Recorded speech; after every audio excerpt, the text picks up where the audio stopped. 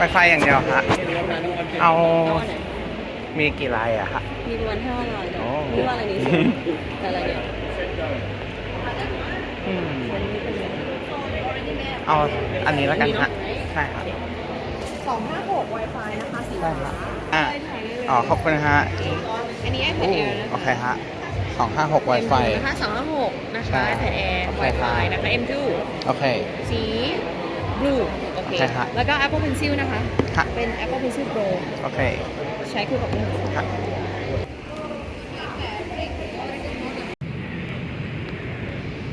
จริงยังไม่อยากแกะกล่อง iPad ตอนนี้เลยแต่ว่าเดี๋ยวจะไปแตะฟิล์มกันรอหาที่นั่งแล้วแกะอันบ็อกซ์ตรงสกปรกเอาไหนดีอ่าตรงนี้ดีกว่าจะมาแปะกันรอยที่เอ็มคอร์เทียข้างหน้าเอ็มคอร์เทียแต่ว่าพนักงาน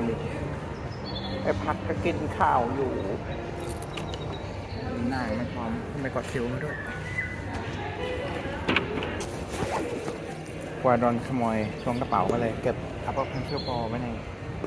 กระเป๋าแล้วสถานการณ์ยังไม่เหมาะกับถ่ายวิดีโอเราเลือกซื้อสีฟ้ามาจะได้ต่างจากสีเทาใน iPad Pro 2018 ของเราถ้าเป็นเรานะเราจะตั้งชื่อมันว่า barely blue หรือว่า sometimes blue มากเลยเพราะว่ามันแทบจะไม่ฟ้าเลยนอกจากเวลาสะท้อนกับท้องฟ้าซึ่งก็สวยดีเป็นฟ้าอ่อนๆส่วนมากจะเงินมากกว่าคราวนี้กล้องย้ายไปอยู่ด้านยาวของ iPad แล้วไม่มี Face ID แปะนิ้วแทนที่ชาร์จสายแบบถักแกะกระดาษเลยไม่อยากให้พนักงานแปะเปลี่ยนกันลอยเป็นคนแรกที่ได้แกะ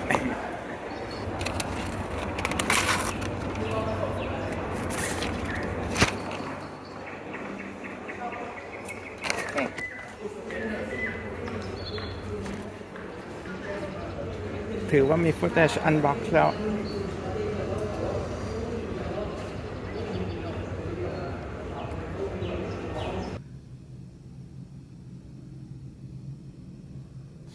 มาแกะกล่อง Apple Pencil Pro บ้างซึ่งจริงๆเราไม่อยากซื้อดินสอใหม่เลยดินสอ Apple Pencil เพราะว่า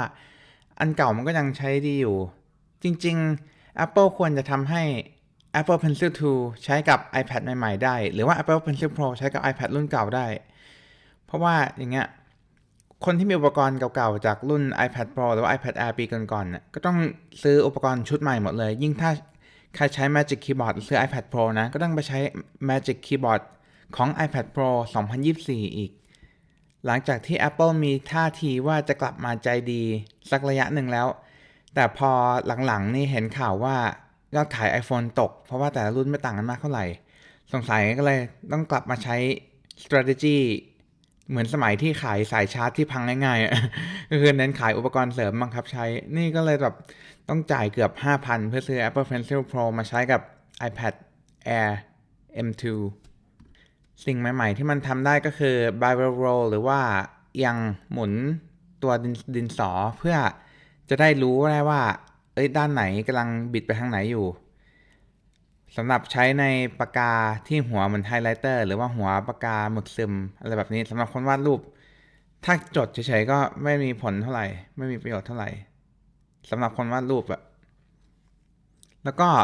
squeeze ก็คือบีบอันนี้มีประโยชน์บีบเพื่อเอาเมนู undo หรือว่าเปลี่ยน tool หรือว่าเปลี่ยนสีขึ้นมามีประโยชน์มากสำหรับใครที่เปลี่ยน tool หรือว่า undo บ่อยๆเพราะว่าไม่งั้นเราก็ต้องเอื้อมมือไปจิ้มที่รูปดินสอเพื่อเลือกเมนูอื่นๆแล้วอีกอันที่มีก็คือ Find My ก็คือสามารถ locate ตำแหน่งได้แล้วว่าระวางไว้ที่ไหนต่อกันครั้งล่าสุดเมื่อไหร่อะไรแบบนี้แต่ว่ามันยังไม่มีลำโพงเพื่อให้หาได้เป๊ะๆนะจะไม่เหมือน AirTag ทีนี้มาดูกันว่า iPad ใหม่รุ่นปี 2024 กับ Apple Pencil Pro จะใช้ผสมกันกับ iPad ก่อนหน้านี้และ Apple Pencil 2 ได้ไหมนี่เราเอา Apple Pencil 2 มาแปะที่ iPad Air 2024 M2 มันไม่แพงกันเลยแล้วก็จิ้มจอก็ไม่ได้นี่นะสีขาวคือ iPad Pro 2018 ของเรานี่ใช้ได้อยู่ด้วย Apple Pencil 2 แต่ถ้าเอา Apple Pencil Pro มาวาดไม่ได้แล้ว แล้วไปแปะให้มันเป็นแม่เหล็กติดกันเพื่อแพรก็ไม่ได้ด้วยมันไม่ยอมมันเอาแบบมันมีแม่เหล็กดันกันไว้อะเหตุผลที่ Apple บอกว่ามันเปลี่ยนปากกาแล้วใช้ไม่ได้เพราะว่ากล้องย้ายไปอยู่ด้านยาวแล้วแต่เอาจริงป่ะถ้า Apple สนใจเรื่องการลดขยะอิเล็กทรอนิกส์เพื่อสิ่งแวดล้อมนะแล้วว่าเขาจะพยายามหนักกว่านี้ในการที่ทำให้มันเข้ากันได้